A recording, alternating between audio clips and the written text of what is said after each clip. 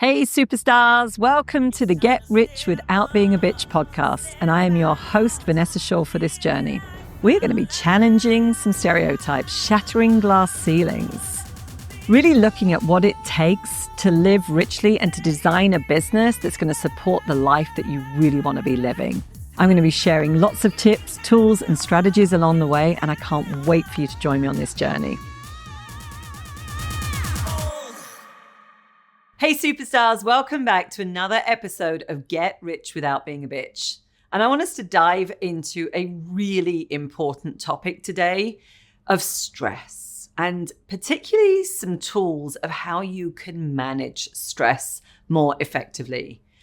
The reality is, running a business for yourself, there's going to be a lot of opportunities for stress, things that just don't go to plan, when we have to manage other people, when things happen in life, right, that start to impact business. You're kind of doing the work, your client work, managing a team probably, and then you're trying to grow as well, right? There's a lot of moving parts. And then if you are in the practice of law, it can get pretty contentious, right? It is known as an industry with very, very high levels of stress, high levels of burnout, right? So part of this conversation needs to be about giving ourselves permission, first and foremost, to recognize that A, you're working within a stressful industry, and B, to really start to recognize some of those symptoms for yourself, right? Not trying to be superwoman, not trying to pretend that, certain things don't exist, but like starting to recognize what are those early warning systems for you, and what can you start to do on a very, very regular basis that mitigates the risk of having that stress overload, right? So let's just start to unpack that for a little bit. The reality is, again, really, really big topic and dependent on different people's personalities. Like some people, the more they're doing, the more they want to rise to that challenge, right? They can almost become like the bigger container for a lot of complexity and problem solving, and it can be very stimulating and very enjoyable. For some other people, right, that can just become overwhelming and that feeling of overloadedness. So we have to acknowledge that we are all different. But as human beings, we all have a place where stress is going to tip over into a place where it becomes unhealthy, particularly for us, and frankly, unhelpful for managing your team and running your business, okay? It is not something that we need to keep trying to push through and ignore, and it keeps going on for months and months and months, because that is honestly the recipe for burnout. And it gets really difficult to get yourself back from a place where you're in extreme stress and extreme overwhelm. So what are typically some of those symptoms that you might even recognize for yourself when those things are starting to tip the balance? Now, I'm going to give you some clues based off of what I've heard over the years, right? For 20 years, I've been doing this, and there's some classics that come up. And I encourage you, though, to really tune into yourself and find out sort of like what your early warning system is, because I think everybody has one. And the more you can tune into that, the more you can be proactive in actually starting to do something. So a couple of the things that I've heard over the years are, if only I could just put in some more hours. If only I could just get ahead, right? If I could just put in those hours and get ahead of my current caseload, workload, put in the hours at the weekend, then everything would be okay, right? But this isn't a one-off time that you've told yourself that. This has become habitual, right? It's constantly, if only I could. If only I could be more productive. If only I could be better at time management. If only, right? And it's this illusion that we are telling ourselves that everything is going to get better if only we could find some extra time and energy to get through those things right now. And this one is a little bit tricky, because the reality is there are times in business when, yes, if you've got a big trial coming up, right? Something big that you're working on, some deadlines, there are those moments where, yes, we do have to put in the extra work, and we know full well that, a few hours, a few days, or whatever it is, we really will be on the other side. But I'm going to encourage you that you've got to start to discern this for yourself of when you've got into this wishful, delusional thinking that things are going to get better, and you need a different set of tools. Some of the other things that I hear a lot are, well, this is just the way it is, right? This is the nature of being in business.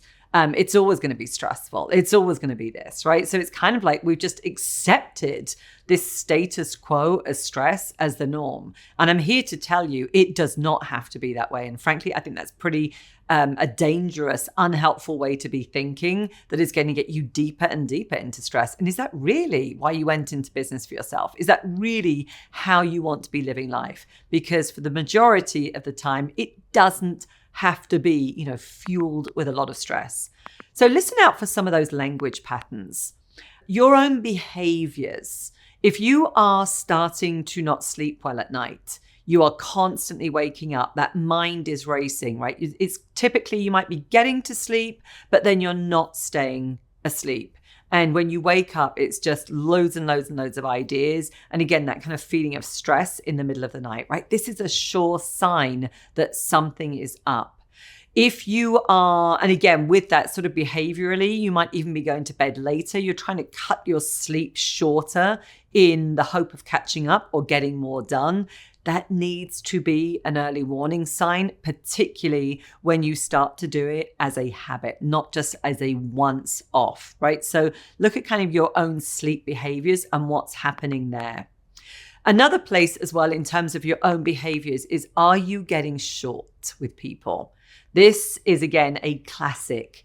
And the term I would use is snappy, right? You start to get snappy. You might be getting snappy with team members, possibly keeping it at bay with clients. This is something I hear a lot. It's not necessarily showing up in your client work, but you might be getting snappy and impatient with team members. And if it's not happening there, it is happening at home, right? So again, some of those behaviors, these are showing, right, that you are getting depleted and that you just don't have a lot left in your tank, right? And that's how that shows up. I would say as well, socially, this is another area that can be really important to understand when stress is starting to show up, is social isolation. You're actually starting to distance yourself. Perhaps seeing friends, family members, some of those fun things just feels like it's another stressful thing to do. So you actually find yourself putting up some barriers, but it's kind of in a way to isolate yourself, and you're starting to get more socially distant, right? These are things, again, some of those warning signals. So I always encourage you to think through either your language patterns, like what are you saying that could be indicators? If you're not saying them out aloud, what are you thinking? If you are starting to have those thoughts of, I just cannot keep doing this, right? 24/7, like this feels like the grind, which by the way is another word I hear a lot. Again, these are indicators. Some of you as well may be tuned in to some of those bodily signals that you get. And now again, for some people, they actually disassociate with stress and the body, so they're not getting these indicators. But you might be noticing that you're really clenching your jaw. You are, literally sometimes those clenched fists. You're starting to sit on the edge of your chair, right? You can't relax. You're constantly moving. Sometimes I see that like it's a constant, tapping of the feet or jiggling like around. It's like there's a lot of nervous energy. You might be experiencing, as I say, some gastro problems. Sometimes women will say, it tends to show up in one of two ways. Either they're not eating and that like appetite is cut and they just don't have time, or they're overeating, right, as a sort of a compensation mechanism. So some of those bodily signals that you might be getting, other things could be headaches. You're finding more of those. And the classic needing that glass of wine or that cocktail at the end of the day because you are now needing it, or you think you need it in order to kind of wind down and cut off and relax. Again, these are really things to watch out for. So noticing what your own stress response is really the first step. And to be aware of it, right? There is no shame in feeling stress and overload. We're human beings, right? This is part of the human condition. And again, there are tools, there are ways that we can manage these things, but denying it is really not helpful. In fact, it's just going to make the situation worse. And I would say as well that as a leader, it's really important for you to be a good role model for this as well, because stress spills over. You know that for yourself, right? If you've got a friend, a partner, somebody that doesn't manage stress well, when you're around them, you're going to typically feel on edge, right? Or you're the one that's getting snapped at, right? You're on the receiving end of it. Or you are like, whoa, I don't even want to go near them right now. I actually want to avoid them because this is not pleasant energy to be around, right? So you know what that feels like. Sometimes we can have a bit of a disconnect though about the impact we are having on other people if we're not recognizing our own stress patterns, right? As I say, that can be a, real deterrent for team members to come to you when they need help. If they can see that you're stressed, they might be starting to put some boundaries up that, again, not particularly helpful, or they start to keep things from you. Thinking of going back to as well, that need to role model stress. Part of that is, again, I think about being real, right? It's about bringing the human side of yourself to the office. And it's okay, right? It's okay to say, we've got a lot going on right now, right? We're feeling, getting a bit frazzled. There's just a lot of moving parts. So it's totally okay to sort of normalize that, because it gives other people permission as well, as I say, to frankly bring their humanity to work. I really believe that can make a fantastic culture at work where people will feel safer, seen, understood, right? And not honestly thinking that they need to wear a mask and pretend that everything is perfect. So this is the self-awareness with you, right? First and foremost. Secondly, once you've got that self-awareness, now you have some choices, right? It's what are you actually going to do? What are some of the tools? Now, the classic way, I think, of dealing with stress management has been, and I think there's still a lot of this today because there's such a stigma around it, right? That, oh my gosh, I'm weak. I can't cope. How can I be a leader? How can I be successful? So there's all of these stigmas around stress, which I think does such a disservice to us because it stops us, right, putting some really good tools and practices in place that ultimately mean we could be managing stress so much better and frankly performing at much higher levels as well. If we could start to see that stress is, one of the primary blockers of superior performance, I think then we start to say, this is something that we actually need to work on, right? In order to get to that next level, this is going to be a key piece that I need to work on in my leadership. So what are some of those things? So I was going back to the traditional ways, and I think that a lot of these are good, but they're frankly outdated and they don't help solve the problem when when you need them. So traditionally, it's been time off, right? The vacation, the I will wind down when. Now, the problem is when workload is really increasing, and if you're in business for yourself, you might be somebody that's listening right now that actually hasn't had a vacation in a very long time. And it's become a distant dream on your vision board, right? So the vacation piece doesn't always work. And here's the other side of this that happens is you can wait until vacation to wind down. If you've had a lot of stress in the system, unfortunately, I'm going to tell you what's going to happen. You finally get on vacation. You're going to have an awful lot of extra stress to get ready to leave. You go on vacation and guess what? You fall sick on day one.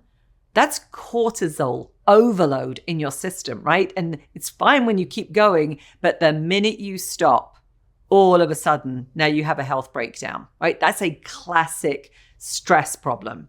Used to happen to me a lot. Mine was always losing my voice and the sore throat. And so I was really prone, right, to lose my voice, get that sore throat, end up with a dose of typically bronchitis or something kind of really nasty around that area, until I started to use just some much better tools so that I wasn't getting to that point and having to keep repeating that cycle. So vacations, hey, I'm a huge fan of them, right? I love to travel. But again, let's not use it as a stress management tool because it's typically too far off in the future. And as I say, some of you might not even be, having that on your agenda right now. We need more tools that we can use in the moment, right? We need more tools that we can actually use regularly, because the most effective stress management isn't, something I do once a month, once a quarter, once a year. It's actually something that we really build into daily practice. Because if you were to stop and look at your day, you'll notice, right, that stress and performance and then probably feeling quite neutral, you go in and out of that multiple times throughout the day. So the reality is your body and your mind is taking that, right? It's taking that on board, and we need ways to kind of dissipate it, right? Minimize those negative effects of buildup of stress. One of my favorite, and it's not just me, it's actually scientifically proven by a lot of experts in the field, is physical activity. Right? It's one of the best ways to kind of tame your mindset as well and kind of clear out some of that negative junk and clutter that gets up there. But it's also about regularly, right, getting off negative energy and stress out of your body. We need it out of the body because otherwise it's sitting in the body and can cause a lot of problems, right? Not to mention a lot of health problems as well when we have that accumulation. The biggest mistake, though, that I see business owners making, law firm owners making, is again, not seeing that as part of their own performance plan, like their own leadership plan, and seeing it as a luxury, right? Something that they're going to get to when, and then it doesn't happen. We've got to reverse this trend, right? We've got to see this as this is part of your business plan. It is part of your growth. It's about really setting yourself up for success and being the best version of you. And whatever that is that you love to do, right? Mine's tennis. It's rare that I'm not on the tennis courts. And yes, I love the game of tennis and everything about it, but that's my stress management tool, right? It really sets me up incredibly well. Yours might be yoga. It might be hiking. It could be something else, but it must be something that shifts your body, gets your heart rate up, breaks a sweat, and ideally you are doing it for a minimum of 30 minutes. Right? 30 minutes of like power walking can work wonders. And you'll also see as well that you'll start to get creative, right? As you start to move your body more, start to get some of that, as I say, that negative chatter and the clutter out of your head. This is where those new creative ideas come through. Rarely will you actually have your most creative ideas at your desk, right? They're going to happen out in nature and somewhere else. And that's why I say you're doing yourself and your firm a disservice when you don't prioritize this, because that creativity, right, and that strategic thinking is so important to the future of your firm. So that's moving your physical body. Another practice, again, is honestly taking a pause and a series of deep breaths. Now, it's pretty difficult for me to demonstrate deep breathing and different ways of breathing on a podcast. And honestly, you can look up online, right? There is no shortage of tools. But one that's really my favorite that I've used, trained clients on, because it is just so simple and it's a way to start to calm the nervous system, is simply deep breathing in for 5 seconds. And almost imagining, right, that you are breathing in to like your heart area or a deeper part of your body. So it's not just this shallow up here, right in your throat, but imagine you're deep breathing into your heart region for 5 seconds, inhaling, and you can count as you do it, and then exhaling for 5 seconds. That's 10 seconds. You have 10 seconds. I promise you, you do. And honestly, repeating that for 3 cycles, which is half a minute, 30 seconds, will already start to reset your nervous system. And it sounds so simple, right? How could that be that powerful? But again, these tools are scientifically proven.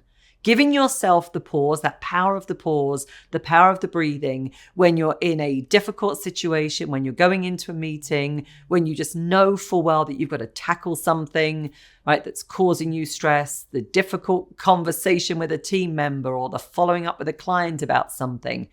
Just that 30-second cycle of breathing can change so much for you, right?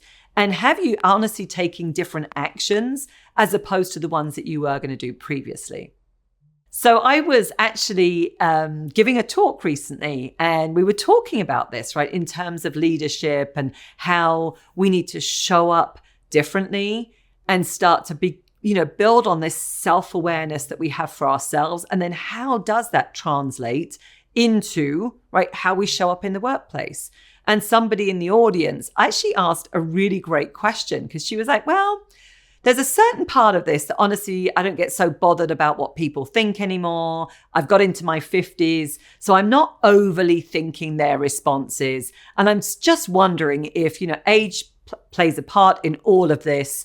And as we age, we care less about some of these things, don't get in our heads so much, and we kind of get into action on things where previously we've procrastinated, right? And I was like, yeah, there's some validity to that, right? But I said, but then she asked me the question, I was talking about something that we call in the Business Growth Academy, pragmatic wisdom, right? And it's how do we really translate what we are wanting to achieve, our vision, right? And our goals.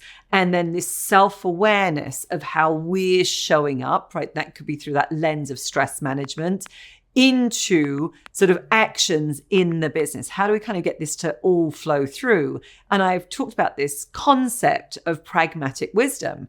And so she was questioning this and saying, well, what does that look like? I really don't get it. And I said, well, this is practically what this might look like. When you start to build that self-awareness and you start to check in with yourself emotionally. Let me give you an example. You've got a team member who you've, asked to do something several times and it's just not happening the way you want it to, right? For whatever reason. But you notice how irritated you are. Okay? And in the past, your MO for dealing with this would honestly now be to raise your voice, get short, and really start to chew that team member out, right? And you might even be getting into a place where you're like, if you cannot do this, right, now the threats or the ultimatums are on the table, right? It's sort of up or out. And because it's illustrating this with some slightly stronger, examples so that she could really get where I was going to. And I said, so you might notice that that is your way. And perhaps now you've got a story that says, yeah, and I'm in my 50s and I care less about what people think. And if they don't get it, that's on them. And we've got to move along with this, right? I've got these goals and we need to move along. And so that's been your MO. But now you start to look at this through this different lens of stress management and owning your own stress. So that irritation is a signal for, ooh, if I'm not careful, I could get really snappy and short here. So instead of doing that, I'm actually going to give myself some time. And perhaps I was about to go straight into her office, right? Lean over her desk and just get really, really irritated and think that that's going to solve the problem. But instead, I'm going to notice where my own stress levels are. I'm going to give myself a break. And actually, perhaps what I'm going to do is sleep on it, even give myself a break overnight, and sit down and think about how could I have this conversation differently? How can I take ownership of the conversation from a calmer, neutral place so that I am influencing the outcome differently? The minute I said that, she went, got it. And I said, did you see yourself in that example? She said, oh yeah, got it. Now I've really understood. There's nuance to this, right? There's nuance to it. And you're not going to get it right in the same way that I don't get it right all of the time.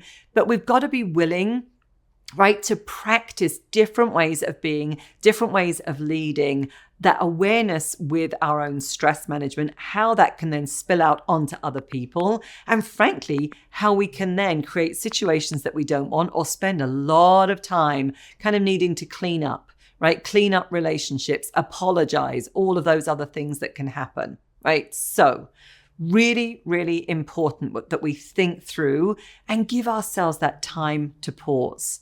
So breathing, I cannot tell you enough. If you were just to stop and notice throughout the day when you start to notice that stress for yourself and give yourself the gift of 30 seconds of breathing several times throughout the day, I'm pretty sure you'll start to notice a difference, right? You'll also notice that you have 30 seconds, right? You'll notice that when you stop and breathe, 30 seconds actually seems like a long time, right? It really gives you some important, as I say, things to change.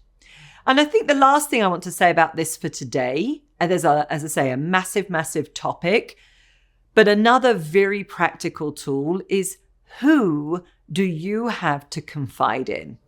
Right? Who do you go to?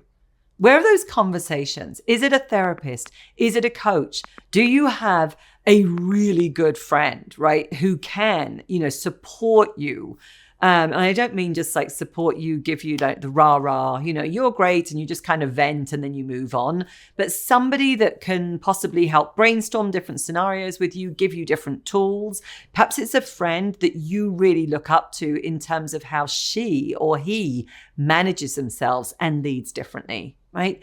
But having that place, that safe place that you can actually have conversations to work through these things is critical. And if for now you don't have that place that you can work through it, then grab a journal, right? Get your thoughts out on paper. Start to write things down. Start to process, right? It's like you process out aloud. When you've got a friend, you can start to process on paper. You'll start to see perhaps some of the patterns, some of the ways that you naturally, your natural MO approaches things. And you can start to use your own creativity for, how might I approach this differently? And how do I need to support myself, right, through these moments? What I know to be absolutely true, that I have been, again, in this field of work, I honestly find it really fascinating. I find it's a wonderful place for self-study as well. We don't need to wear stress like a badge of honor. We don't need to compete about, who is more stressed than everybody else, even though that's kind of what society, shows us. What I absolutely know to be true is a higher level of performance, of creativity, of energy, of insight is available for you when you start to really work on, as I say, minimizing or managing your stress. And this is where life becomes more fun. Growing your firm is way more enjoyable, because who would want to grow a firm, right? When it just feels so stressful? Why would you? That would be insane. I'll grow the firm and I'll just take on more stress. That's what people do though. And when we say it out loud, it sounds crazy. It doesn't have to be that way. And I'm really, looking to you and inviting you to be the example as well. Be a great role model for other people. Aspire to being the role model that frankly inspires yourself. Because we truly, truly, truly need more role models. We need better role models, especially for stress and for leading.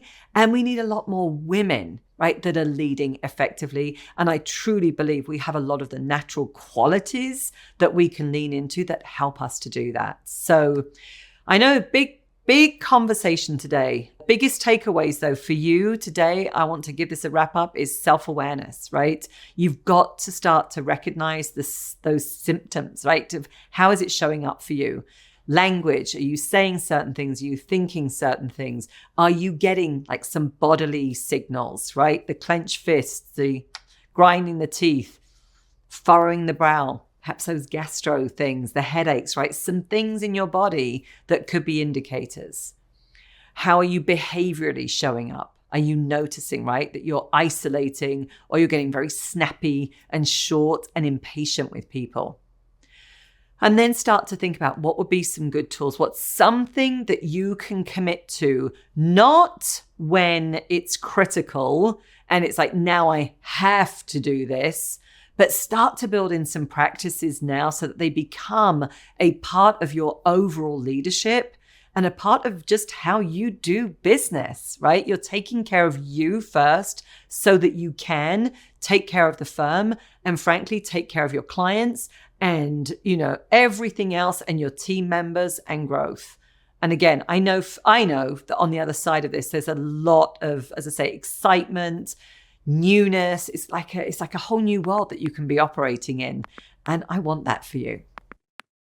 So as always, if you've enjoyed today's episode, if something's resonating, like, comment, share. Love to hear from you and share with me, what are you going to do differently?